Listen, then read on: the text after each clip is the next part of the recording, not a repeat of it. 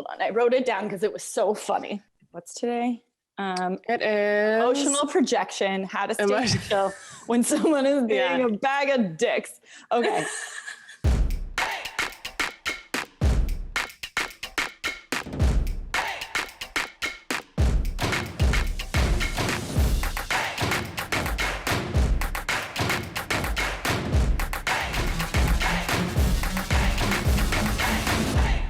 Welcome back, marketing nerds of the world. It's time for another episode of Ham Ya, and today we want to talk about emotional projection, which is a nice way to frame the phenomenon when someone appears in your inbox, in your DMs, in your world, being a bag of dicks, and you just don't know why.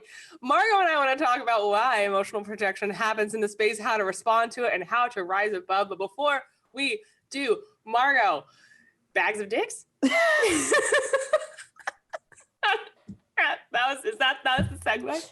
We are going to turn bags of dicks into bags of vaginas. Strong. Oh, keep going. Strong, resilient, and pink. Yeah. Let's out the garbage. There we go. It cleans itself. It gets it all done, folks. Anyway, you were saying. And it's really fun. My preferred sexual organ, personally. Now I want to answer that. Which is your preferred organ? Oh, yeah, that's true. Out of all the ones I own, my vagina is probably my favorite. I think there's a difference between like character assassination and emotional projection and somebody criticizing you. Ooh, and I think that those are two different things. And so I think that criticism is looking at the idea and being like, well, I'm not so sure about this. And it's very easy to take that personally when somebody's sharing their anecdotal experience or disagreeing that they've seen different things in the field. That's not emotional projection. If they're like, I don't know if I agree with this, blah, blah, blah, or I think this is wrong, that's not emotional projection. That's right. What emotional projection is, I think you suck because you have this opinion and you're lying to people and you're a terrible person. That is emotional projection in a lot of ways. Sometimes the person is a terrible person. And sometimes that's a fact. But if it's you and you know you're a good person, I think that it's really important to define those two lines where it's like, where is criticism that I learned to take and treat as part of the conversation and take on board and be like, interesting, well, counterpoint, let's continue the dialogue. But emotional projection and haters, as it were, that's not a conversation. They don't want to have a conversation. They want you to feel bad so that they can feel better. This is one of those things that no matter how much leaders and people in the space tell you it happens and call out trolls or people who've done this, you don't think it's real until it happens to you. And then it's very derailing. At least the first few times before you begin to understand what's happening and the pattern and you learn how to respond. So for the folks watching, projection is the thing that happens in psychology when you are experiencing an emotion you don't want to feel and you take it out on someone else. So you can usually identify this if you sense that a friend is getting really judgy of you and the judgment seems not based in anything real or somehow is making you a little paranoid. Generally that's a reflection of their own insecurity and not an actual reflection of you. So where that happens online is when someone, let's say you put out an offer to your list and someone starts attacking the offer, but making it personal. Or I think the phrase that Hillary and I talk about a lot is when they're like, I bet no one's even reading this email. And I'm like, why are you writing it then? Oh, ye of little faith. I want to add, guys, before Margot continues with her super smart insights, most digital marketers read their own email. I will tell you, until you get to Amy Porterfield, Marie Forleo size, it's us in our inboxes. So not even size. Some people make a decision to not see that stuff, but for the most part, we're all seeing what comes in because it's good market research. Yeah. And that's what we're here to do. And you want to interface. And like Hillary has mentioned in previous episodes, accessibility is a part of what you're doing when you build these kinds of brands. But there is something strange that happens when people begin to put you on a pedestal, when they associate you with an idea and instead of being a person. And so they hinge a lot of feelings on you that have nothing to do with you, whether it's disappointment, guilt, frustration, a desire for you to be perfect or an ideal, and you're failing to meet that in some way. It's usually because they are failing to meet it in some way. So there are people in the world who are actively looking to find a flaw in you. And it's not you, it's them, but it really, really sucks when they take it out on you. So that's what we're talking about today. Yeah. Mm-hmm. And I just as an example in my own business, in the middle of a pandemic, I have in my onboarding sequence an invitation to email me and just letting me know like what you do for work and all that. And I read all the emails and I love getting them. I don't always get a chance to respond. And I had a reader who was very, very upset that I didn't respond. Yeah. They were not super cutting, but they definitely accused me of it being out of integrity and not actually caring about my audience because I didn't respond to their email, that I was a hypocrite. And of course, initially I was like, you want to see a hypocrite? But Margot talked me down, because the reality is that, you know, when people are sending you this stuff, it's rarely you. And I think that this is the reality, I think, for in creative business too, that if 99 people tell you you're great, you don't believe them, but one person tells you you suck and you're like, finally someone speaks the truth. Just from the world that we're in, it's easy to really automatically internalize that stuff, automatically get defensive, automatically be like, don't let the door hit you on the way out. Yeah. But in reality, I think it's really important to remember that while we are humans on the other side, so are they. And I think that ways that people show up with this projection is you don't actually care about your audience as much as you say you do. I don't really know where that comes from projection wise, so I'm just going to leave that alone. You're not who you say you are. Yeah, exactly. Like, you're saying you care about me, you don't care about me. Yeah, exactly. And maybe they're feeling a little unsure about themselves or they're stressed out in their current scenario. There's also the, like, you're selling all the time. Why are you always selling? Is it all about the money? To which I respond, yeah, it's a business, but it's not all about the money. People get in their own heads if they're not selling enough or they feel like they're falling behind, they can take that out on you. Same with, you know, if there's a link on your site that has out of date information that you're sending people to, and they're like, you haven't updated this link in like 2 years, and you're like, oh, awkward, but they use it as a way to discredit you because they're hunting for things to discredit you because, I don't know, there's envy going on there, there's something else happening in their lives, and they're taking it out on you. And this can feel like seriously personal, painful stuff. Like it felt like a fucking stab in the heart to be told that I don't care about my audience, because my entire brand and 90% of my existence is making things that people can use and that work and trying to fucking help people. So it's difficult to be challenged in that way, but it's so important to remember the accusation itself is not necessarily real. Yes, I would add to that list people claiming that you are hiding your true intentions or your true agenda. I get that sometimes. What's your agenda? Oh, the liberal agenda. You know, like, or something like I'm part of a conspiracy theory and they cut me. We're Illuminati, by the way. I think everyone should just know that. We should be public, but continue, Margot. I'm captain. Captain of the Illuminati? Are there rules? No, you're right, too. Touche. I can be captain. Bet you didn't expect Illuminati jokes in this episode, but go on. You're absolutely right. And especially when you talk anything related to politics. Oh, politics for sure. I mean, I stopped talking about politics directly. I talk about it indirectly for this reason, because it wasn't having the intended effect. Like I was getting a lot of that emotional projection where I'd be like, people would be reacting with their feelings, not having read the piece and not having offered any useful either additions or subtractions to the point I actually was trying to make. That's usually how you can tell that you're being projected upon, is like there's no actual argument there. Like if you really, really try and find a foundation to the claims that sting are something you personally probably feel insecure about. Like to Hillary's point, like if someone were to accuse me of not reading all the emails or being like, you said you were this and you're not, like it hurts because you really want to be, you know, when someone was like, well, you're not as good a writer as you said. I'm like, I never said I was a good writer. Like, good day, sir. Joke's on you. I think I'm terrible. Yeah. Like, I'm just showing up. I'm just writing. I didn't promise to be good at it. There's something that happens when you're in the public eye the way that we are, when you're in the arena, that people think that you are different, like you're in a different category, different species, different person, that you're not a real person with feelings, or that there's something duplicitous about you that might be based on past experience, whatever it is. And usually people are always coming to the table, bringing their biases with them. And it tends to get exploded when they see something triggering, and you don't often or ever know what's going to trigger that in someone else. I mean, generally you can tell if you do something really controversial, it could be triggering, like in the woke sense of the world, but like not in the, I just put out an offer, why is this person so bad at me? It's also that you get less and less human, I think, the more successful you're perceived as being, which is to your point, where people feel like they can take it out on you because you're successful, things are working, that you have a lot more resilience to take jabs as well. And that's not true. I'm very sensitive. I'm a delicate flower. I've expressed on the show before, I am baby. Be nice to me only. The projection also comes, and I want to stress this, not just in selling offers too. It can sometimes be in your content and what you're writing about.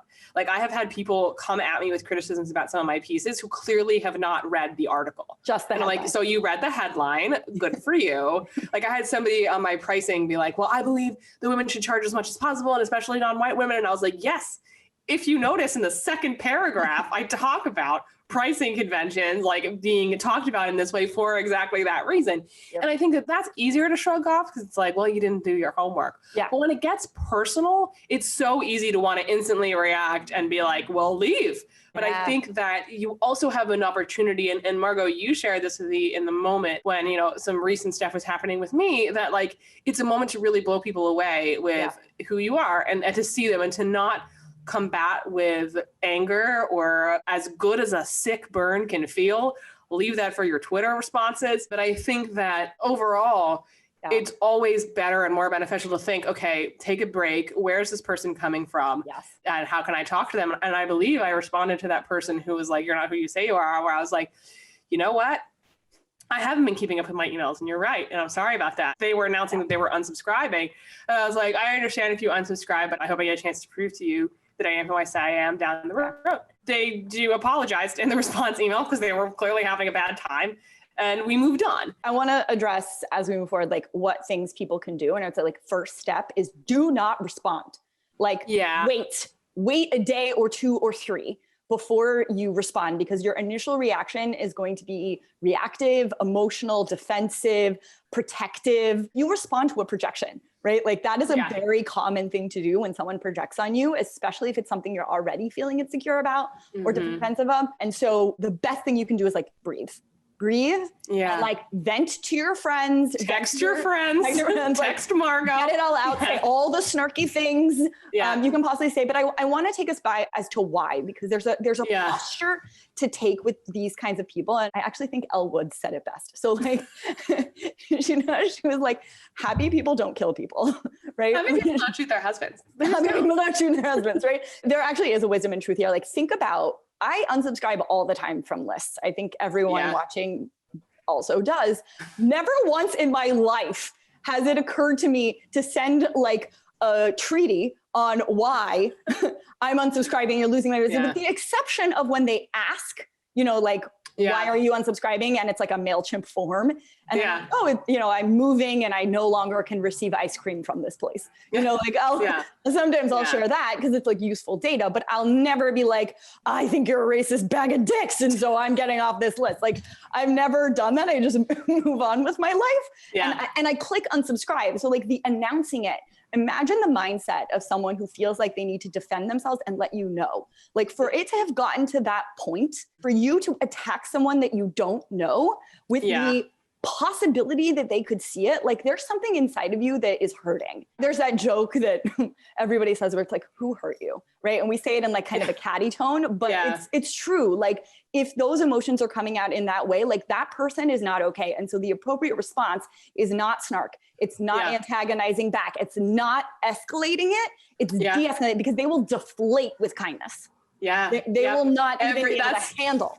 That is the key. Also, I want to say that the kind response also should come from a genuine place and not just like, well, I'm going to get you with the niceness. Yes. Fake niceness is not nice. Amen. Ladies, not nice. Ladies, girls. And I don't want to cheapen the story that I told with like responding from kindness, because I was like, look, what would my higher self say, basically? But it was also, I was hurt because I do care about people, and it's not just part of my brand, it's part of who I strive to be as a person. So I was like, what would the person that I strive to be, who I'm being accused of not being, how would that person respond?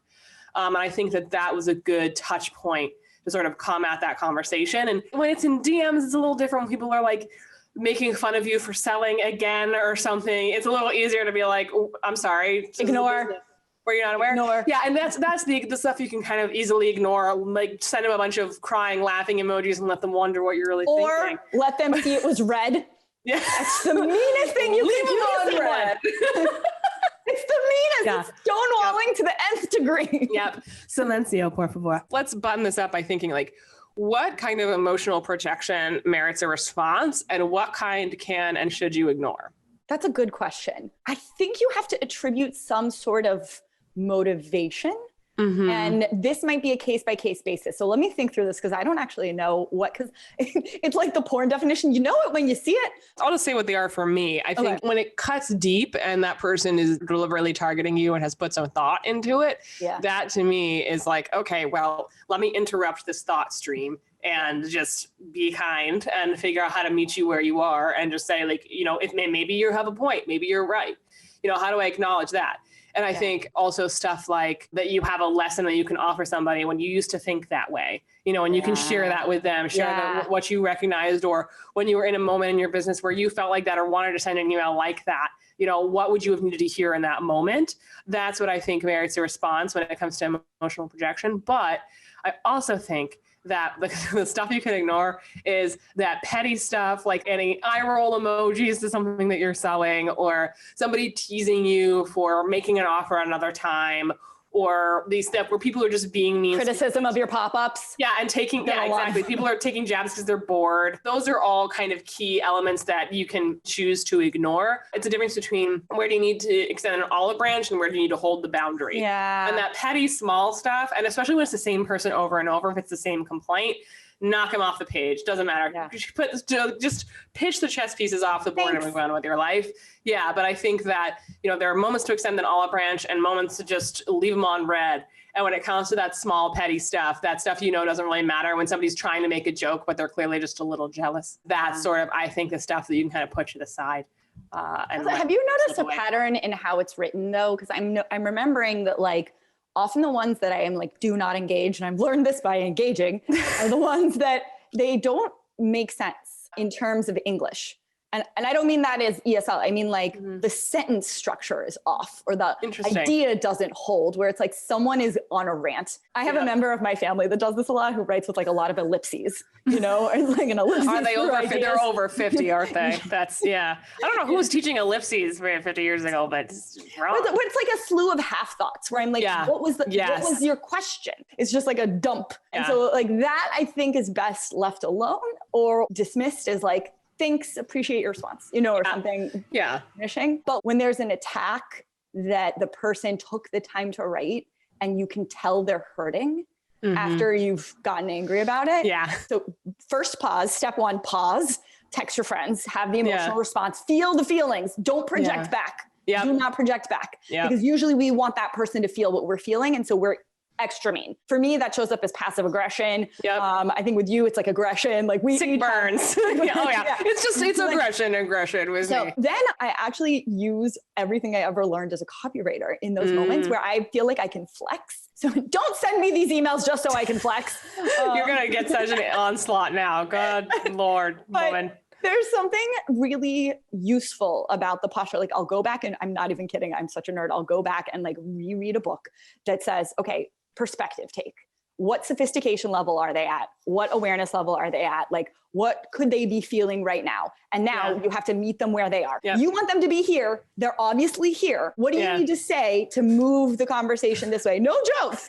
Help them ascend. You know, I can de-escalate being like, hi, you know, I think you have a point here. I thought the same thing when I initially wrote this. Like just humanizing yourself and saying that's, it's interesting. I don't agree with that point, but I'd love to read what you're referencing. Please share it with me and maybe we'll update it or, you know, something like that. And that tends to help or even begin a dialogue. Like I've gotten those to move into places where people are like, wow, I really appreciate how much you like wanted to make this piece better. And I'm like, yeah, you're not fucking around with my pieces. Like if the argument is bad, tell me the argument is bad, but don't attack my character or my intentions. Yeah. I had this theory one time. I've been in crazy situations in New York a couple of times. And one time I had my phone taken out of my hand. And I always thought, you know, when I think about why do people rob people, you know, what makes someone a target? And I was an idiot at that night. Like I was wearing bright red head to toe for one reason or another, big headphones on. I was like negotiating a contract on my phone, like wrapped around it. I was walking alone on the street at night and I was always like, because it's going to happen. Somebody's going to like try to rob, like take my phone out of my hand and run with it or whatever.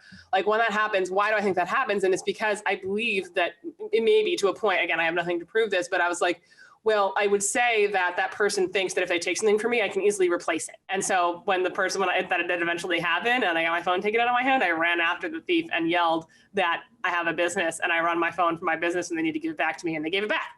But that was a story for another day. Yeah. But I think that that's often the situation with emotional projection, especially when it comes to influencers in the digital space and the business space, where they just don't see you as quite human, or they assume you can bounce back, or that's going to roll off you because you are, what they perceive as maybe astronomically more successful than them, whether that's true or not. It's done in a way that someone assumes you have more resources as well, subconsciously perhaps, to deal with what they're going to throw at you. And if you're a sensitive snowflake like me, you just don't. So you have to find ways to deal with it.